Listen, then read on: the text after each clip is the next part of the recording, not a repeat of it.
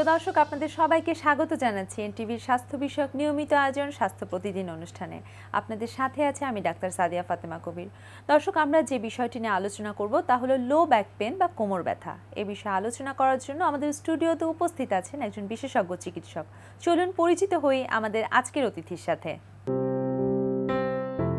Doctor Shamim Ahmed ১৯৭২ সালের মে মাসে চাঁদপুর জেলায় জন্মগ্রহণ করেন। তিনি ১৯৯৭ সালে ঢাকা মেডিকেল কলেজ থেকে এমবিবিএস ডিগ্রি অর্জন করেন। এরপর তিনি চিকিৎসা বিজ্ঞানে উচ্চতর এফসিপিএস ডিগ্রি লাভ করেন। বর্তমানে তিনি বঙ্গবন্ধু শেখ মুজিব মেডিকেল বিশ্ববিদ্যালয়ের রিউমাটোলজি বিভাগের সহযোগী অধ্যাপক হিসেবে কর্মরত আছেন। আপনাকে আমন্ত্রণ জানাচ্ছি আমাদের অনুষ্ঠানে। ধন্যবাদ আপনাকে। স্যার, আমাদের আজকে আলোচনার বিষয় যেহেতু কোমরের ব্যথা, আমি স্যার প্রথমে একটু জানতে চাইবো যে কোমর ব্যথায় ঠিক কারা বেশি আক্রান্ত হচ্ছে বা কাদের মধ্যে আপনারা বেশি প্রাদুর্ভাব দেখছেন এই রোগটার? আসলে কোমর ব্যথাটা আসলে 90% পেশেন্টের মানে লোকজনের যে কোনো জীবনে কোনো না কোনো সময় আসলে কোমর ব্যথা আক্রান্ত হয়। তবে এইটা দেখা যায় যারা ওয়ার্কিং পিপল আছে, যারা কর্মক্ষম লোক আছে, তাদের হলো 50%, দ্যাট মিনস 50 ভাগ লোক আসলে প্রতি বছর নতুন করে কোমর ব্যথা আক্রান্ত হয়। এদের হলো মেল ফিমেল, পুরুষ মহিলা দুইজনই সমানভাবে হইতে পারে। এবং দেখা যায় হলো 90% ক্ষেত্রেই আবার হলো 4 থেকে 6 সপ্তাহের মধ্যে কিন্তু এমনি ভালো হয়ে যায় আর কি, উইদাউট এনি কোনো ইন্টারভেনশন, কোনো চিকিৎসা ছাড়া, শুধু হলো কনজারভেটিভ ট্রিটমেন্টই ভালো হয়ে যায়। আচ্ছা স্যার, কোমর ব্যথা নিয়ে যেহেতু কথা হচ্ছে, স্যার কোমর ব্যথার ধরনগুলো কি কি, ঠিক কি ধরনের কোমর ব্যথা রোগী আপনারা পেয়ে থাকেন? অ্যাকচুয়ালি আমরা যদি দেখি তাইলে দেখেন হলো মানে 70 ভাগ রোগীদেরকে কিন্তু যেটা কোমর ব্যথা নিয়ে আসে একজাক্ট ডায়াগনোসিস করা কিন্তু সম্ভব হয় না। এই কারণটা হলো বিভিন্ন ধরনের। ম্যাক্সিমাম ক্ষেত্রে দেখা যায় অ্যাবনর্মাল পজিশন, কাজ করার জন্য অনেকেই হলো কুজু হয়ে বসে, অনেক সময় হলো অফিস ওয়ার্ক করে বা হলো কুজু হয়ে যারা হলো কাজকাম করে, এদের ক্ষেত্রে কিন্তু কোমর ব্যথাটা বেশি হয়। 70 ভাগ ক্ষেত্রে এটাকে বলি আমরা হলো মাসেল স্প্রেন অর স্টেইন। এই কারণেই কিন্তু কোমর ব্যথাটা বেড়ে। তাছাড়া অন্যান্য কারণগুলো আছে, অনেক সময় দেখা যায় হলো ডিক্সোজেনিক পেইন, যেটা অনেক সময় বলে ডিজেনারেটিভ চেঞ্জেস বলে, অস্টিওআর্থ্রাইটিস বলে, অনেক সময় পিএলআইডির কারণে হতে পারে, অনেক সময় ইনফেকশনের কারণে হতে পারে, অনেক সময় যখন কোনো বাতের কারণে কোমর ব্যথা হতে পারে, অনেক সময় ক্যান্সারের কারণে কিন্তু কোমর ব্যথা। কিন্তু এগুলো পার্সেন্টেজটা কিন্তু অনেক কম। ম্যাক্সিমাম ক্ষেত্রে দেখা যায় যেটা হলো কোমর ব্যথা 70 ভাগ লোকেই কিন্তু হলো যেটা কোনো কারণ খুঁজে পাওয়া যায় না। আচ্ছা স্যার, কোমর ব্যথা নিয়ে যখন রোগী আপনাদের শরণাপন্ন হয়, তার আগে একটু জানতে চাইবো যে কোমর ব্যথা হলে ঠিক কোন সময় রোগীকে আপনাদের শরণাপন্ন হতে আপনি বলবেন? কোমর ব্যথা যখন রোগী আমাদের কাছে আসবে তখন আসলে যখন ব্যথা হবে তখনই আসলে আসা উচিত। কারণ হলো আমরা এটাকে 3টা ভাগে ভাগ করি, মানে সময় অনুসারে। যদি তখন 4 থেকে 6 সপ্তাহের মধ্যে নিয়ে আসে তখন আমরা বলি এটাই হলো অ্যাকিউট লো ব্যাক পেইন। তারপরে 6 সপ্তাহের বেশি বা 3 মাসের কম যদি হলে তখন আমরা বলি এটা সাব অ্যাকিউট। এবং যখন 3 মাসে বেশি হয়ে যায় তখন এটাকে বলি আমরা আসলে ক্রনিক লো ব্যাক পেইন। তবে অ্যাকিউট লো ব্যাক পেইনের ক্ষেত্রে যেই সমস্যাটা হয় আর কি, আমরা আসলে কনজারভেটিভ, দ্যাট মিনস হলো পেশেন্টকে বলবো আমরা শুধু ব্যথার ওষুধ খাওয়ার জন্য, প্লাস কিছুটা যদি দরকার হয় মানে বিশ্রাম দেওয়া, এবং হলো 4 থেকে 6 সপ্তাহের মধ্যে কিন্তু উইদাউট অন্য কোনো চিকিৎসা ছাড়াই কিন্তু কোমর ব্যথাটা ভালো হয়ে যায়। কিন্তু যখন ক্রনিক লো ব্যাক পেইন যদি নিয়ে আসে তখন সেই ক্ষেত্রে আমাদের দেখতে হয় যে এই পেশেন্টের হলো অন্য কোনো কারণ আছে কিনা। আর অ্যাকিউট লো ব্যাক পেইনের ক্ষেত্রে আমাদের যেটা ইম্পর্টেন্ট যে জিনিসটা হলো আমরা দেখি কোনো রেড ফ্ল্যাগ সাইন আছে কিনা, দ্যাট মিনস কোনো হলো ডেঞ্জার সাইন আছে কিনা। যেমন কোমর ব্যথা, যেমন পেশেন্টের কোনো একটা পেশেন্টের বয়স যদি হলো 15 কম হয় বা 50-এর বেশি হয়, পেশেন্টের কোমর ব্যথা আছে, তার সাথে হলো তার জ্বর আছে, পেশেন্টের কোমর ব্যথা আছে, আগের থেকে তার হলো ড্রাগ এবুজের হিস্ট্রি আছে বা হলো কোনো সে ড্রাগ পাচ্ছে, স্টেরয়েড হইতে পারে, বা আমার কোমর ব্যথা নিয়ে আসছে পেশেন্ট, কোনো হলো তার একটা ম্যালিগন্যান্সি হওয়ার সম্ভাবনা আছে। এইগুলাকে বলি আমরা আসলে রেড ফ্ল্যাগ সাইন। অথবা কোনো মেজর ট্রমা হলো, কোনো রোড ট্রাফিক অ্যাক্সিডেন্ট হলো, সেই সমস্ত রোগীগুলাকে আসলে অবশ্যই হলো ডাক্তার পরামর্শ নিতে হবে এবং এদেরকে আর্লি ইন্টারভেনশন বা হলো কোনো পরীক্ষা নিরীক্ষা দরকার হয়। আচ্ছা স্যার, পরীক্ষা নিরীক্ষার কথা যেহেতু উঠলো তাই একটু জানতে চাইবো যে রোগী যখন আপনাদের শরণাপন্ন হচ্ছে তখন আপনারা কি ধরনের পরীক্ষা নিরীক্ষা করে থাকেন বা কি ধরনের পরীক্ষা নিরীক্ষা আসলে হওয়া দরকার? আচ্ছা, ভালো কথা। যেটা হলো কোমর ব্যথার জন্য, যেটা হলো অ্যাকিউট লো ব্যাক পেইনের ক্ষেত্রে যদি কোনো হলো রেড ফ্ল্যাগ যদি সাইন না থাকে তা আসলে কোনো পরীক্ষা নিরীক্ষার দরকার হয় না। যদি 4 থেকে 6 সপ্তাহের মধ্যে যদি হলো রোগীর ব্যথা ভালো না হয়, সেই ক্ষেত্রে আমরা সাধারণত যেটা করি, পেশেন্টের অবস্থা বোঝা, আইদার একটা এক্সরে করি অথবা কোনো একটা রক্ত পরীক্ষা করি। খুব বেশি দরকার যদি না যদি হয় সেই ক্ষেত্রে আমরা অনেক সময় একটা এমআরআই পেশেন্টকে করতে বলি। আচ্ছা স্যার, এই পরীক্ষা নিরীক্ষাগুলোর মাধ্যমে কি পুরোপুরি বোঝা সম্ভব যে রোগী আসলে ঠিক কোন ধরনের ব্যথায় আক্রান্ত বা রোগীকে এর পরবর্তীতে কি করণীয়? অ্যাকচুয়ালি আমি আপনাকে আগে বলছি যে 70% ক্ষেত্রে আমরা কোনো কারণই জানা যায় না। কারণই জানা যায় না। কারণই এটা জানা হলো যায় না। লাম্বার স্পেন অর স্টেন, এগুলো আচ্ছা। আমরা আসলে ইনভেস্টিগেশন পরীক্ষা নিরীক্ষা করে কোনো লাভ হয় না, আচ্ছা। রোগীর কোনো বেনিফিট হয় না। কাজেই সেই ক্ষেত্রে যদি দরকার হয় একেবারেই নিতান্ত, যেমন আমরা এমআরআই করে 3টা কন্ডিশন আমরা করতে পারবো। একমাত্র যদি যখন হলো একটা পেশেন্টের কোমর ব্যথা আছে, তার সাথে হলো পা নাড়তে পারে না, একটা আচ্ছা। পেশেন্টের কোমর ব্যথা আছে তার সাথে হলো ধরেন প্রস্রাব পায়খানা বন্ধ হয়ে গেল, একটা পেশেন্টের কোমর ব্যথা আছে তার সাথে হয়তো দেখা যায় পাটা অবশ বসলে, এই 3টা কন্ডিশন ছাড়া আসলে এমআরআই করার দরকার হয় না আর কি। আচ্ছা। সিম্পল আমরা এক্সরে করে আমরা একটু দেখতে পারি, অথবা যদি কোনো একটা পেশেন্টের হলো আমরা কোনো একটা ইনফেকশন, যেমন অনেক সময় টিবি হয়, অনেক সময় দেখানো ক্যান্সার হয়, সেই ক্ষেত্রে অবশ্যই আমাদের হলো প্রথমে আমরা করি একটা হলো প্লেন এক্সরে, অথবা তাতে যদি না হয় সেই ক্ষেত্রে আমাদের আসলে একটা এমআরআই করতে হবে, অথবা অনেক সময় হলো ওখান থেকে মাংস বা কোনো একটা রস নিয়ে পরীক্ষা করতে হয়। আচ্ছা, ধাপে ধাপে এগোতে ধাপে হবে। ধাপে আগাইতে হয়। স্যার, এখন একটু জানতে চাইবো যে কোমর ব্যথার এই যে আপনি যে অনেকগুলো লক্ষণ বললেন, এই লক্ষণগুলো হলে যখন আপনাদের শরণাপন্ন হচ্ছে, সেক্ষেত্রে চিকিৎসার কি কি সুযোগ আছে? চিকিৎসা প্রথম যেটা হলো একুইট লো ব্যাক পেনের ক্ষেত্রে আমরা শুধু পেশেন্টকে ব্যথার ওষুধ দিব, এবং ব্যথার ওষুধ দিব এবং পেশেন্টকে বলবো যে আপনি ব্যথার ওষুধটা রাউন্ড দ্য ক্লক, মানে সব সময় আপনাকে খেতে হবে 4 ঘন্টা বা 6 ঘন্টা পর পর।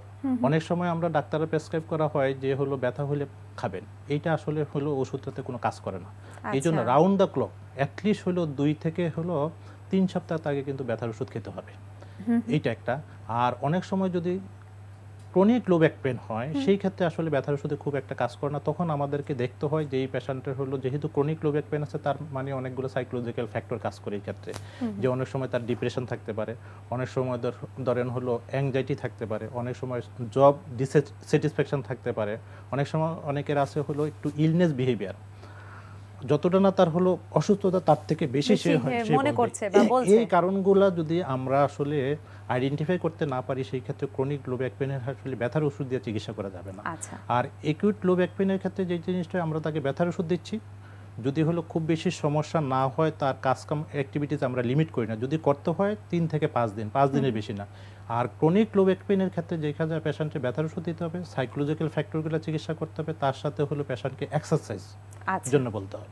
এক্সারসাইজ স্যার, কি কি এক্সারসাইজ বা কি ধরনের এক্সারসাইজ আপনারা এটা হলো বলে থাকেন? যে কোনো ধরনের এক্সারসাইজ। প্রথম কথা হলো সে তার লাইফস্টাইলে মডিফিকেশন করবে, যদি হলো সে বসে কাজ করে তখন সে তাকে হলো স্ট্রেট, কোমরটা হলো সব সময় সোজা করে, মেরুদণ্ডটা সব সময় সোজা করে বসতে হবে। আর কিছু হলো ব্যাক স্ট্রেন্ডিং এক্সারসাইজ আছে, এটা হলো স্ট্রেচিং এক্সারসাইজ হতে পারে, স্ট্রেন্ডিং এক্সারসাইজ হতে পারে, অ্যারোবিক এক্সারসাইজ হতে পারে। আচ্ছা স্যার, ফিজিওথেরাপিকেও কি তাহলে সে আপনার এক্সারসাইজের মধ্যেই ধরছে? হ্যাঁ, ফিজিওথেরাপি এক্সারসাইজের মধ্যে ক্রনিক লো ব্যাক পেনের ক্ষেত্রে এক্সারসাইজ একটা হলো one of the modalities of treatment. আচ্ছা স্যার, একটু জানতে চাইবো যে অনেক ক্ষেত্রে দেখা যায় যে ট্রাকশন দেয়া হয়ে থাকে বা ট্রাকশনের কথা বলা হয়ে থাকে, এই পর্যায়গুলো কি? প্রথম কথা হলো ট্রাকশন তো একেবারে কন্ট্রাইন্ডিকেটেড, এখন এগুলো আগে হয়তো বলতো, এখন হলো ট্রাকশনের কথা কোথাও বলে না। আরেকটা আপনারা দেখবেন অনেক সময় যে হলো ব্যথা হলে, গাড়ে বা কোমরে ব্যথা হলে রোগীরা কি করে হলো একটা হলো কলার ঝুলে হলো একটা কলার ব্যবহার করে বা বেল্ট ব্যবহার করতে দেখা যায়, করে, এইটাও কন্ট্রাইন্ডিকেটেড। কারণটা হলো যদি আপনি দেখবেন যে সমস্ত রোগীরা বেল্ট ব্যবহার করে 2 থেকে 3 সপ্তাহ পরেই দেখা যায় এদের কোমরে অথবা গাড়ে যেখানে ইউজ করে তাদের মাসেলগুলো কিন্তু অ্যাট্রোফি হয়ে যায়, কারণ হলো বেল্টটা দিয়ে চেপে রাখা হয়। আমরা বেল্টটা পড়তে বলি, যখন ধরেন হলো সে নড়াচড়া করার সময় তার হলো একটা মানে ব্যথাটা বেড়ে যায়, অথবা কট কম্প্রেশন হওয়ার সম্ভাবনা থাকে, সেই ক্ষেত্রে শুধু হলো আসলে বেল্ট ব্যবহার করার ইন্ডিকেশন আছে। আদারওয়াইজ যাদের এই simple non specific low back pain নিয়ে আসে, তাদের ক্ষেত্রে হলো বেল্ট ব্যবহার করা বা ট্রাকশন দেওয়া একেবারে কন্ট্রাইন্ডিকেটেড। আচ্ছা স্যার, আমি একটু জানতে চাইবো, আপনি যেহেতু বলেছেন যে শতকরা 70% ক্ষেত্রেই কারণ জানা যাচ্ছে না, আরও একটা কথা বলেছেন যে লাইফস্টাইল মডিফিকেশনের মানে জীবন ব্যবস্থা পরিবর্তনের অনেক ভূমিকা আছে, তো স্যার সেই ব্যাপারটাতে একটু যদি বলতেন আমাদেরকে। আসলে যার কোমর ব্যথা হয় তাদের উচিত সবসময় হলো কোমরটা সোজা, যতটুকু সম্ভব কোমরটা সোজা করা কাজ করা, এবং কোমরটা সোজা করে বসা, কুজো হয়ে কোনো কাজ করা বা বাঁকা হয়ে কোনো কাজ করা, যারাই এই কাজটা এটা করবেন এবং তাদের ক্ষেত্রে এটা কিন্তু হলো ক্রনিক লো ব্যাক পেন। কাজে এটা থেকে বিরত থাকতে হলে সবসময় যতটুকু সম্ভব, যদিও অনেক ক্ষেত্রে সম্ভব হয় না, কোমরটা কিন্তু সোজা করে এবং কোমরটা বাঁকা না করে কাজ করা, বিশেষ করে মহিলাদের জন্য। অনেক সময় গ্রামে দেখবেন আপনার মহিলারা আসলে কুজো হয়ে ওনারা রান্না বান্না করেন, থালা বাসন দেন এবং হলো গড় ঝাড় দেন, যাতে এইটা যতটুকু সম্ভব যদি এটা করতে হয়, যাতে হলো ধরেন হলো জারুর হাতলটা একটু লম্বা করে নেওয়া, থালা বাসনগুলো দরকার হয় একটু উঁচু জায়গায় হলো যদি সম্ভব হয় ওখানে কাজ করা, রান্না বান্না করার সময় যাতে দাঁড়ায় করে, এই কাজটাই করতে হবে আর কি। স্যার আপনি যেহেতু বললেন যে ব্যথার ওষুধের একটা বড় ভূমিকা আছে তো কিছু কিছু ক্ষেত্রে, তো স্যার অনেক রোগীদের ক্ষেত্রে দেখা যায় যে তাদের ব্যথার ওষুধ খাওয়া বারণ। এই ধরনের রোগীদের ক্ষেত্রে স্যার আপনারা কি ধরনের না, ট্রিটমেন্ট ব্যথার ওষুধ খাওয়া বারণ এই জিনিসটা হলো যাদের হলো কিডনিতে কোনো সমস্যা থাকে, ধরেন অনেক পেশেন্টের হতে হলো কিডনির সমস্যা থাকে, ক্রিয়েটিনিন বেশি আছে, তাদের ওনাদের ক্ষেত্রে আমরা হলো ব্যথার ওষুধ আপনার রাখার জন্য। কিন্তু যে সমস্ত ওষুধ যেমন হলো প্যারাসিটামল কিডনির জন্য সেফ, আরেকটা ওষুধ আছে যেটা হলো ব্যথার ওষুধ বাট এটাকে আমরা টামাডোল বলি আর কি, ওইটা কিডনির জন্য সব, এদের ক্ষেত্রে আমরা হলো আচ্ছা বিকল্প হিসাবে ইউজ করতে পারি। আবার অনেক সময় যদি তাদের হলো লো ব্যাক পেইন আছে, তাদের হলো রেডিয়েশন পেইন আছে, রেডিকুলোপ্যাথি আছে, সেই ক্ষেত্রে অনেক সময় আমরা ইপিডুরাল ইনজেকশন পেশেন্টদেরকে দিয়ে দেই, সাথে অনেক যথেষ্ট পেশেন্ট হলো বেনিফিটেড হয়। স্যার একটু সবশেষে জানতে চাইবো যে দর্শকদের উদ্দেশ্যে এই কোমর ব্যথাকে দূরে থাকতে, কোমর ব্যথা থেকে দূরে থাকতে কিছু কি আপনার বলার আছে কিনা? হ্যাঁ, কোমর ব্যথা যেহেতু সবচেয়ে রিমাটোলজিক্যাল ডিসঅর্ডারের মধ্যে সবচেয়ে কমন হলো কোমর ব্যথা।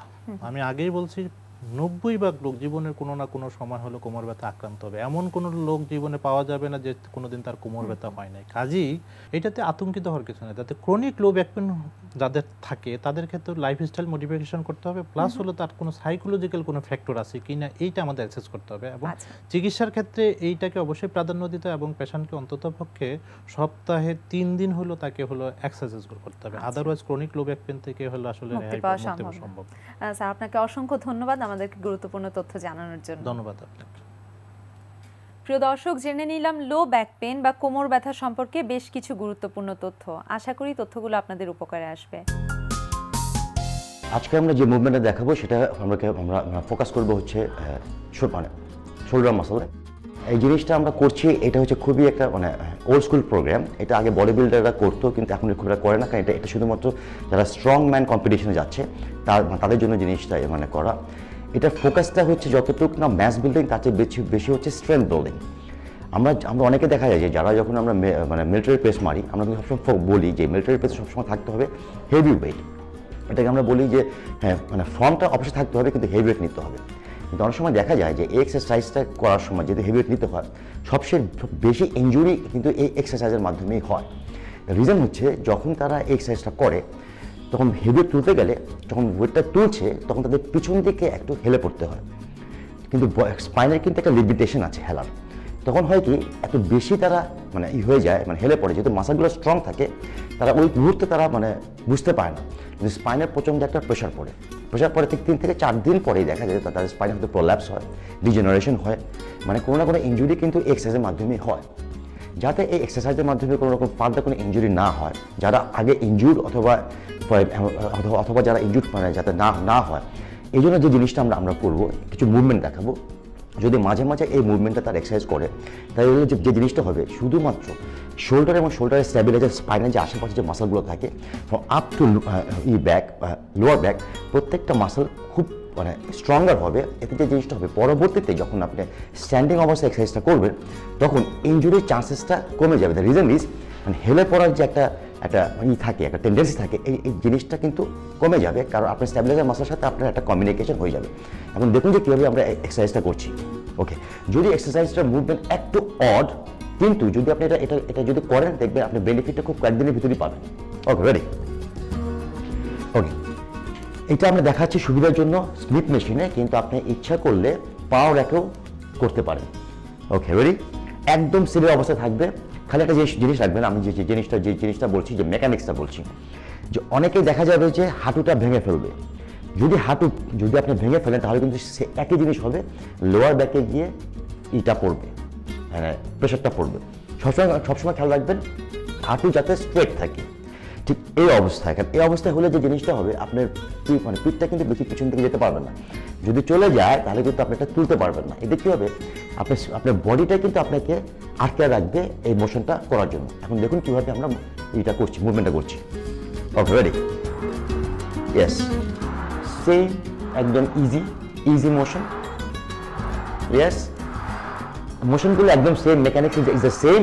পার্থক্য শুধু এখানেই যে তার পাটা একদম স্ট্রেট আছে, সে হিপসের উপর বসে আছে, সে মাটির থেকে কোনো প্রেশার নিতে পারছে না, পুরা স্ট্রেংথটাই তাকে দিতে হচ্ছে আপার বডি থেকে। ওকে, ওয়ান মোর। ইয়েস, ওকে, স্টপ। ওকে, এই এক্সারসাইজটা যখন আপনি করবেন, আপনি দেখবেন যে বেশি ওয়েট কিন্তু আপনি তুলতে পারবেন না। এটা হয়তো আপনার মনে হবে যে আমি তো বেশি ওয়েটটা তো তুলতে পারছি না, তাহলে তাহলে কীভাবে আমার এটা হবে। কিন্তু করুন, কয়েকদিন 3-4 দিন করুন, করার পরে আপনি নর্মালি চলে যান আপনার ইয়েতে মেডিকেল বেসে, দেখবেন যে অ্যাটলিস্ট 10% ইনক্রিজ হয়ে যাবে আপনার ওয়েটে। আর যে জিনিসটা বললাম, যারা আগে ইনজুর্ড আছেন অথবা ফার্দার কোনো ইনজুরি না চান, এই এক্সারসাইজটা যদি আপনি মানে প্রায় যদি আপনি জিনিসটা এটা যদি করেন, তাহলে ওই চান্সেসটা কমে যাবে এবং যারা ইনজুর্ড আছে তারা আস্তে আস্তে হিলিং প্রসেসের দিকে চলে যাবে। প্রিয় দর্শক, মাছ খেতে গিয়ে হঠাৎ গলায় কাটা বিঁধে গেলে কি করবেন, চলুন এ সম্পর্কে জেনে নিই একজন চিকিৎসকের কাছ থেকে। হঠাৎ যদি অসাবধানতাবশত কারো গলায় কাটা বিঁধে যায়, সেক্ষেত্রে আপনি কি করবেন? অনেক সময় দেখা যায় ভুলবশত অনেকে বলে যে সাথে সাথে কলা বা ভাতের দলা খেয়ে ফেলার জন্য। তবে এটা আসলে ঠিক নয়, কারণ সেক্ষেত্রে আপনার গলা যদি কাটাটা থেকে থাকে, সেটি আরও গলার মাংসের গভীরে ঢুকে যেতে পারে। তো অবশ্যই সেটা করা যাবে না। অধিকাংশ ক্ষেত্রে যেটা দেখা যায়, গলায় কাটা যেটা বেধা বলা হয়, সেটি আসলে পেটে চলে যায় এবং কাটা যে প্রাথমিকভাবে যে গলায় বিঁধে, সেই কারণে একটু ব্যথা অনুভব হয়, সেটা 2-3 দিনের মধ্যে ঠিক হয়ে যেতে পারে। এছাড়া আপনি হা করে দেখা যেতে পারে যে আসলে কোনো কাটা দেখা যাচ্ছে কিনা। সেক্ষেত্রে চেষ্টা করা যেতে পারে, যদি সেটি খুব কাছে হয় তাহলে সেটি বের করে ফেলা যায় কিনা। আর যদি সেক্ষেত্রে কোনো কাটা দেখা না যায়, অথবা যদি দেখা যায় যে কাটাটি অনেক ভিতরে, সেক্ষেত্রে অবশ্যই আপনাকে নাক কান গলা ডাক্তারের সাথে যোগাযোগ করতে হবে এবং উনি সেটা বের করে দিবেন। এবং অবশ্যই মনে রাখতে হবে যে গলায় কাটা বিঁধলেই সাধারণত যেটা বলা হয় যে ভাতের দলা অথবা কলা বা অন্য কোনো কিছু খাওয়া যাবে না, কারণ এটি অনেক সময় ক্ষতির কারণ হতে পারে যদি কাটাটি গলার মাংসের আরও গভীরে বিঁধে যায়। সেক্ষেত্রে আপনাকে অবশ্যই নিকটস্থ হাসপাতালে অথবা নাক কান গলা ডাক্তারের সাথে যোগাযোগ করতে হবে। প্রিয় দর্শক, এবারে থাকছে আপনাদের জন্য আমাদের আজকের হেলথ টিপস। দীর্ঘদিন ধরে পড়ে থাকা স্যাভলন কিংবা ডেটলে জীবাণু বসবাস করতে পারে, তাই স্যাভলন কিংবা ডেটল নির্দিষ্ট দিন পর্যন্ত ব্যবহার করুন। প্রিয় দর্শক, আমাদের অনুষ্ঠান সম্পর্কে যদি আপনাদের কিছু জানার থাকে অথবা আমাদের অনুষ্ঠান সম্পর্কে আপনার যে কোনো মতামত বা পরামর্শ লিখে পাঠাতে পারেন এই ঠিকানায়। প্রযোজক স্বাস্থ্য প্রতিদিন, এনটিভি, বিএসসি ভবন, 7 তলা, 102 কাজী নজরুল ইসলাম এভিনিউ, কারণ বাজার, ঢাকা 1215। ফ্যাক্স 914338 থেকে 7 পর্যন্ত, অথবা ইমেইল করুন স্বাস্থ্যপ্রতিদিন@ntvpt.com এই ঠিকানায়। প্রিয় দর্শক, স্বাস্থ্য প্রতিদিনের আগামী পর্বে আপনাদের জন্য যা থাকছে, সাধারণত দেখা যাচ্ছে যে একনি বা ব্রণ যাই বলি না কেন, এটা তৈলাক্ত ত্বক তাদের ক্ষেত্রে খুব বেশি পরিমাণে দেখা যায়। তারপর দ্বিতীয়ত আমরা যে পেশেন্ট পাই যাদের মাথায় খুশকি আছে, এটা অনেক সময় হয়তো অনেকে খেয়াল করে থাকেন না, দেখা যায় তাদের ক্ষেত্রে এটা অনেক বেশি। এবং দেখা যাচ্ছে যে সেই সব পেশেন্টদের আমরা কপালে, পিঠে, এই জায়গাগুলোতে বেশি পেয়ে থাকি, বুকে ব্রণ দেখতে পাই।